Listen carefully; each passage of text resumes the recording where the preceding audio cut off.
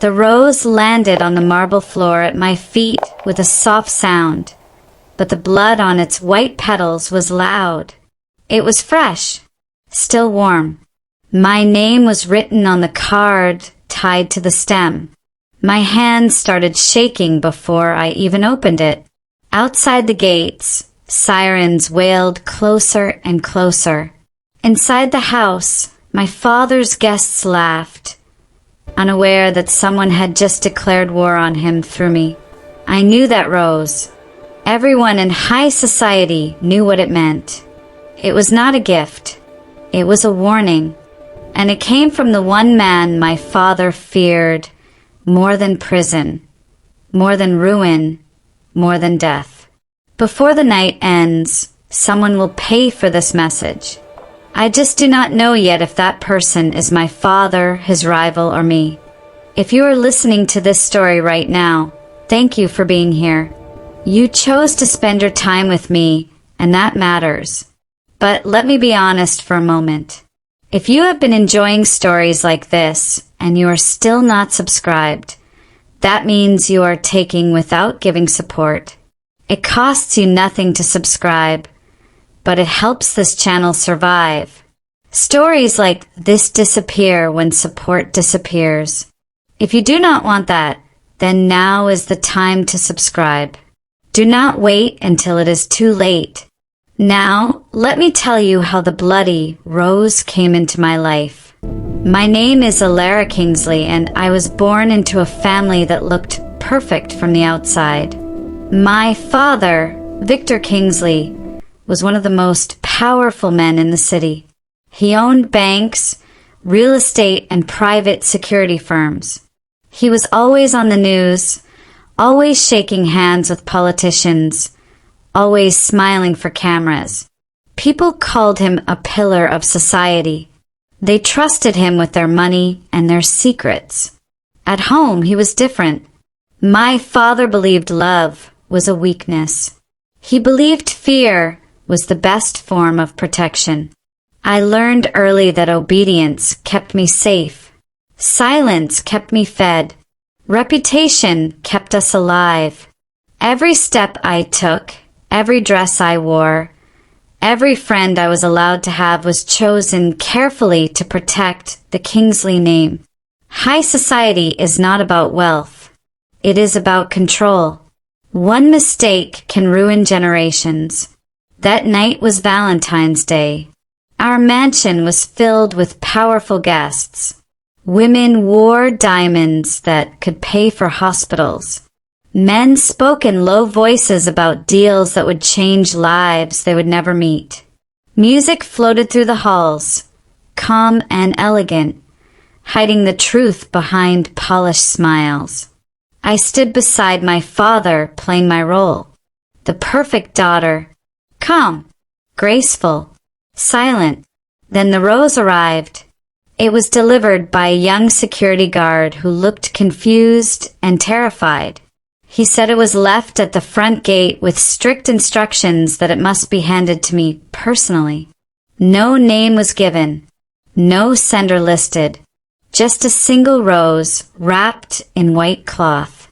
My father noticed a change in my face immediately. "What is it?" he asked quietly. I did not answer. I bent down and picked it up. The blood had soaked into the cloth. When I unfolded it, the smell hit me. Iron. Fresh. Intentional. The card read, "Valentine's Day is for love. This rose is for truth. You were never meant to be untouched." There was no signature. My father's hand closed around my wrist, hard enough to hurt. He smiled at the guests while his fingers dug into my skin. "Excuse us," he said smoothly. He pulled me into his private study and locked the door. "Where did this come from?" he demanded. "I do not know," I said. That was the truth. He stared at the rose like it was a weapon. In a way it was. His face changed. The confident businessman disappeared. In his place stood a man haunted by old sins. "Did anyone see you receive it?" he asked. I do not think so. He exhaled slowly. This should not exist. That was when I knew. The rose was not about me. I was just the delivery point. There was only one man who would dare send something like this. Leonard Blackwood, my father's rival. They were once partners, best friends, according to rumors. Together they built an empire. Together they climbed into power. Then something happened. No one ever spoke about it openly. Leonard disappeared from society overnight. My father never said his name again. But high society never forgets. It only waits. Leonard Blackwood was known for his symbol, a white rose dipped in blood. It meant exposure. It meant revenge. It meant that secrets were about to bleed into the open. My father took the rose from my hands and burned it in the fireplace. He watched until nothing remained but ash. This stays between us, he said. You will say nothing. You will do nothing. You will continue your life as planned. What does it mean? I asked. He turned to me sharply. It means you are in danger. That was the first time my father admitted weakness. From that moment, everything changed. Security doubled. My phone was monitored. My movements were restricted. I was no longer allowed to attend events alone. Protection followed me everywhere, but it felt more like a cage than safety. High society noticed. Whispers began. People smiled at me differently. Women watched me with curiosity. Men looked at me like I was a problem waiting to happen. Scandal does not need proof. It only needs suspicion. 3 days later, the first article appeared online. Kingsley heir under private protection. Sources suggest family crisis. My father denied everything. Publicly, he was calm. Privately, he was furious. Leonard Blackwood was dismantling him slowly, carefully. Public pressure before public truth. Then I received another message. This time, it came directly to my phone. Protection has a price. Your father chose his. Soon you will choose yours. My heart raced. I should have shown my father immediately. But something stopped me. A strange feeling I could not explain. Fear mixed with curiosity. Why was Leonard Blackwood speaking to me? I did what I had never done before. I replied, "What do you want from me?" The response came instantly. "Nothing you do not already deserve." The truth. That night I could not sleep. Memories I never questioned before felt wrong. My mother's disappearance when I was young. The sealed rooms in our house. The names my father erased from records. The way love was always treated like a threat. What if the bloody rose was not a warning? What if it was protection? On Valentine's Day, my father hosted a celebration of love for society. Leonard Blackwood sent me a rose soaked in blood to remind us all of the cost behind our power. I did not know it yet, but my life had already crossed a line. And once you do that, there is no return. After the bloody rose, silence became the loudest thing in my life. My father did not speak about Leonard Blackwood again, but his fear spoke for him. Meetings were canceled. Guests were screened more aggressively. Our name was still respected, but respect in high society can turn into suspicion overnight. I felt it every time someone looked at me for a second too long. Protection followed me everywhere. 2 guards at the door. 1 behind me when I walked. A driver who never spoke. My life was safe, but it was not free. The message on my phone stayed unread after that night. I did not delete it. I read it again and again, trying to understand the meaning behind the words. Leonard Blackwood did not threaten me. He did not demand anything. He spoke as if he already knew me. That frightened me more than anger would have. My father increased control over my life. My university attendance was suspended. Public appearances were limited. Even my friends were slowly pushed away. He said it was for my safety, but I knew better. He was protecting himself. High society began to close in. At a charity luncheon, I overheard two women whispering behind fans. At a gallery opening, a man asked me if I felt safe at home. Rumors spread faster than facts. Something was wrong in the Kingsley family, and everyone wanted to be the first to discover it. Scandal feeds on silence. One evening, I found my father alone in his study. His tie was loosened. His hands trembled as he poured a drink. "You cannot cage me forever," I said quietly. He did not look at me. "I can if it keeps you alive." "Alive for what?" I asked. "To be used." That finally made him face me. His eyes were cold but tired. "You do not understand the world we live in," he said. "Men like Leonard Blackwood do not protect. They destroy." "Then why does he sound like he is trying to warn me?" I asked. The glass shattered against the wall. "You will never speak to him again," my father said. "Do you hear me?" I heard him, but I did not obey. That night, another message came. "You are not afraid of me. That is why you are dangerous." I replied with shaking fingers. "You sent the rose to hurt my father." "No," he answered. "I sent it to wake you." I stared at the screen for a long time. "Why me?" I typed. There was a pause. Longer this time. "Because you are the price he never wanted to pay." The words settled deep inside me. The next morning, my father's name was everywhere. A leaked document surfaced online. It suggested illegal asset seizures tied to a company my father and Leonard once owned together. The media called it an old dispute. Insiders called it revenge. The past was bleeding into the present. My father was summoned to a private council meeting. These meetings were not official, but they were powerful. Men who controlled law without titles. Decisions were made there that never reached courts. He took me with him. That alone told me how serious this was. The room was quiet. Polished wood. Cold eyes. Respect mixed with threat. Leonard Blackwood was not there, but his presence filled the space. One man spoke. "Victor, this situation is becoming a liability." Another added, "Your daughter is becoming a symbol. A symbol, not a person."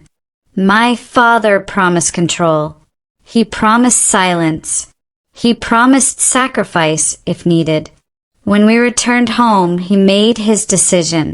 "You are leaving the country," he said. "Tonight." My heart dropped. "You cannot just erase me." "I can," he replied, "and I will." That was when I understood.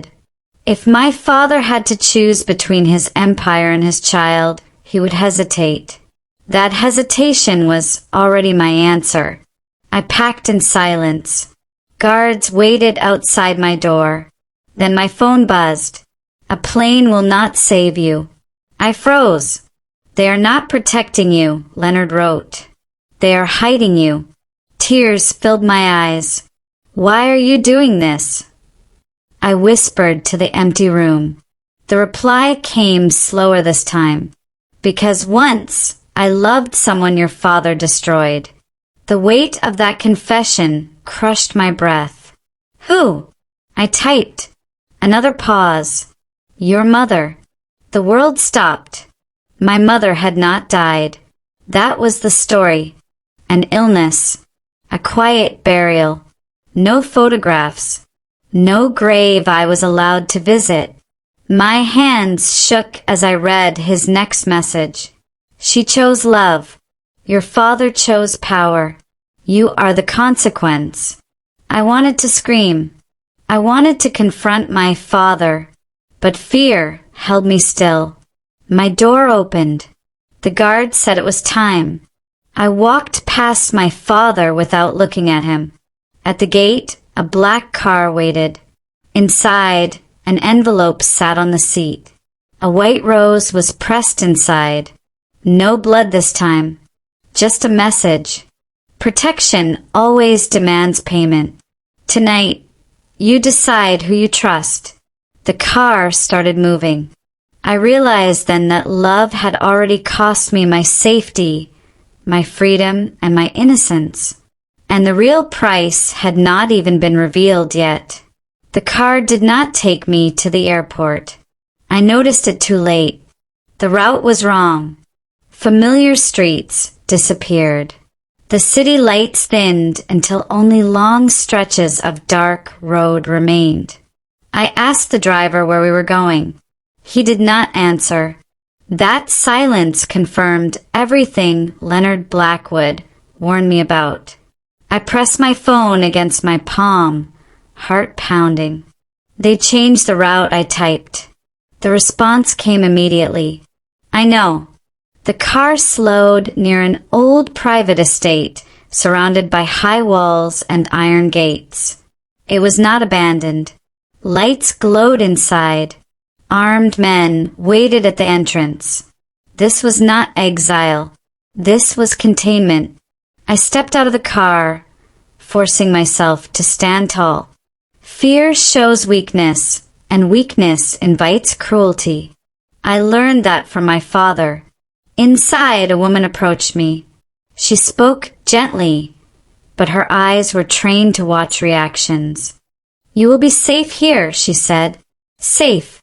Another lie dressed as comfort. They took my phone. That was when panic finally broke through. I had one chance. I threw the device into the hedges before anyone noticed. They locked me in a room with white walls and a single window.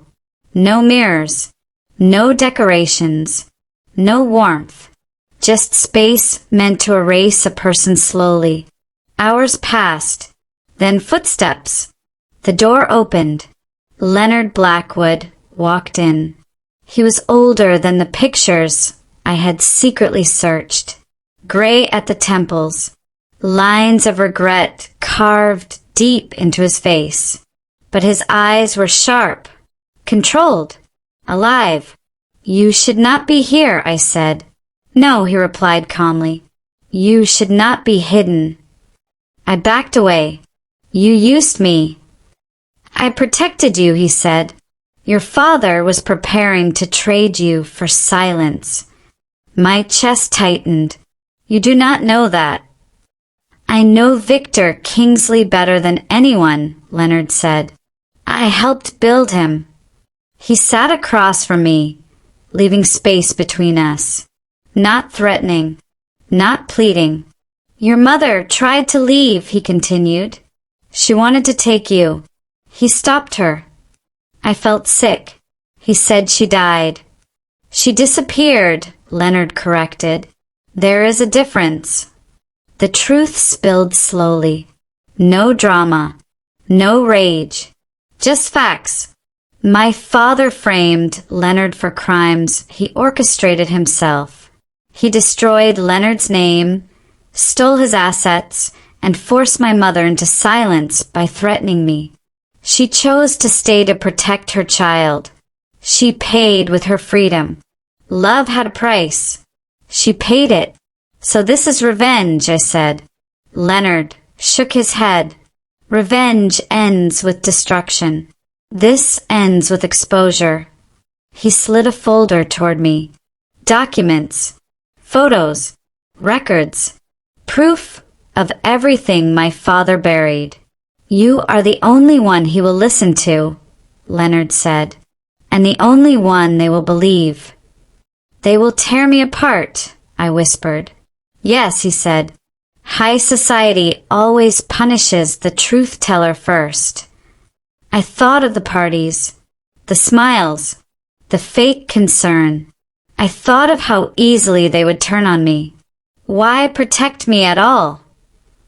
I asked. "Because your mother would have wanted you to choose freely," he said.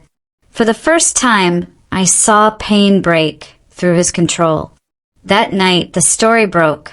Leaks flooded every major platform. Evidence spread too fast to stop. Names fell. Accounts froze. Allies vanished. My father's empire began to collapse in public. He called me. They allowed it. "Come home," he said. His voice was tight, controlled, desperate. "You sent me away," I replied. "I did what I had to do." "So did I," said. Silence. "You have no idea what you are destroying," he finally said. "I know exactly what I am saving," I answered. By morning, protests gathered outside our estate. Investors fled. Friends disappeared. The Kingsley name turned toxic. Leonard released one final document. My mother's testimony. She was alive. Hidden. Broken. But alive. The world watched as the perfect image of my father shattered. High society did not defend him. They never do. They sacrifice. And I was no longer the offering. When the truth finally surfaced, it did not arrive gently. It arrived like a storm that had been gathering for decades. My father was arrested 3 days after my mother's testimony was released. Not in handcuffs. Not in public. Men like him are never humiliated the way ordinary people are. He was escorted quietly from his office, his reputation already destroyed beyond repair. High society pretended they had always suspected him. They always do. I watched the news from a quiet room far from the city. Leonard stood by the window, silent. He did not look victorious. He looked tired. "Is it over?" I asked. "For him," Leonard said. "Yes. For us." I pressed. He turned to face me. "That depends on what you choose to carry forward." My mother was brought to me 2 days later. She was thinner than I remembered, older than her years. But when she held my face, I felt the love my father never understood. She cried without sound, like someone who learned long ago that noise invites punishment. "I stayed to protect you," she whispered. "I know," I said, and I meant it. The world did not treat me kindly after that. Some called me brave. Others called me ungrateful. Many said I betrayed my blood. High society does not forgive those who expose it. Invitations stopped. Friends vanished. Doors closed quietly. But something else opened. Freedom. For the first time, protection was not forced on me. I chose it. I chose honesty over comfort. I chose love over legacy. Leonard disappeared from public view again. Not in disgrace this time, but in peace. He had paid the price of love once and survived. He did not need recognition. Before he left, he handed me one final rose. "Wait, clean. No blood this time," he said. Months later, I visited my father in prison. He looked smaller. Power drains quickly when it is no longer fed. "You destroyed everything," he said. "No," I replied calmly. "You did." He stared at me, searching for fear. He did not find it. "I loved you," he said. "I know," I answered. "But love without protection is cruelty, and protection without love is a prison." I walked away without regret. Today I live quietly, not wealthy by old standards, not admired by powerful people, but free and safe in a way guards could never provide. Here is the lesson I want you to carry with you. Love always has a price. The danger is not paying it, but paying it with the wrong currency. When love demands silence, fear, or sacrifice of truth, it is already poisoned. Real protection does not cage you. It prepares you to stand. If this story meant something to you, do not just walk away. Support the stories that speak truth, even when they are uncomfortable. Silence is how power survives. Thank you for listening.